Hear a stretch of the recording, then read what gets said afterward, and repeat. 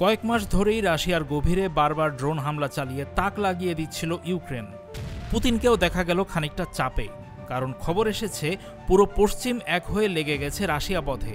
তবে ভেঙে না পড়ে খুঁজে বের করলেন খুঁতটা আসলে কোথায়, আর তাতেই কুপোকাত জেলেনস্কির ১০০ ড্রোন। এক রাতে টি-20 ম্যাচে রীতিমতো সেঞ্চুরি করে বসলেন পুতিন। গেল রবিবার রুশ প্রতিরক্ষা মন্ত্রণালয় জানিয়েছে তাদের সেনারা এক রাতেই রাশিয়ার বিভিন্ন স্থানের আকাশ সীমায় প্রায় ১০০টি ইউক্রেনীয় ড্রোন রুখে দিয়েছে। মস্কোর সঙ্গে কিয়েভ নতুন করে কূটনৈতিক যোগাযোগ স্থাপন করলেও তারা চালকহীন আকাশযান দিয়ে বর্বর আক্রমণ বাড়িয়ে চলেছে। তাই এবার কড়া পাল্টা ব্যবস্থা নিয়েছে রাশিয়া। এবং কালুগা অঞ্চলে ৬৭টি ড্রোন গুলি করেই ভূপাতিত করেছে রাশিয়ার সেনারা। দেশটির দক্ষিণে ভলগোগ্রাদ, রোস্তভ, ভোরোনেজ এবং কুরস্ক অঞ্চলের পাশাপাশি ক্রিমিয়া উপদ্বীপকে লক্ষ্য করে আরও ড্রোন ছুড়েছিল ইউক্রেনীয়রা। সেগুলোর মধ্যেও ৩০টি ইউএভি আটকানো হয়েছে। মস্কোর কাছে এবং নিজনি নভগোরদ, ওরিওল এবং তাম্বভ অঞ্চলেও বেশ কয়েকটি ড্রোন ধ্বংস করা হয়েছে বলে জানা গেছে।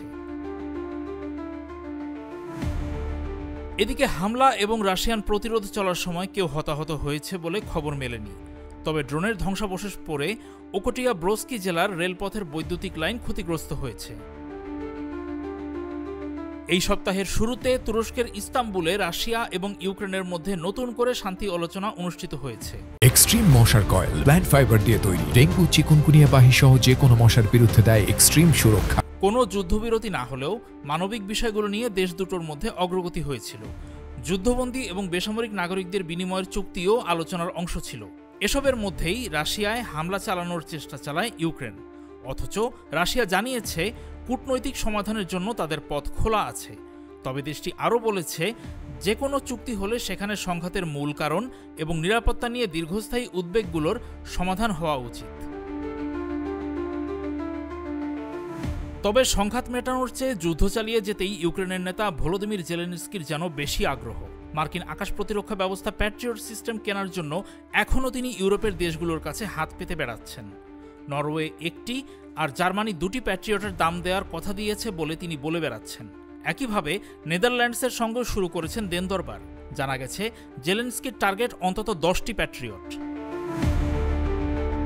এদিকে মার্কিন প্রেসিডেন্ট ডোনাল্ড ট্রাম্প ইউক্রেনের কাছে প্যাট্রিয়ট সিস্টেম সরবরাহ বা বিক্রি করতে রাজি হয়েছেন জানিয়ে জেলেনস্কি বলেছেন, এখন ইউক্রেনের কাজ হলো 10টি সিস্টেমের জন্য টাকা তোলা।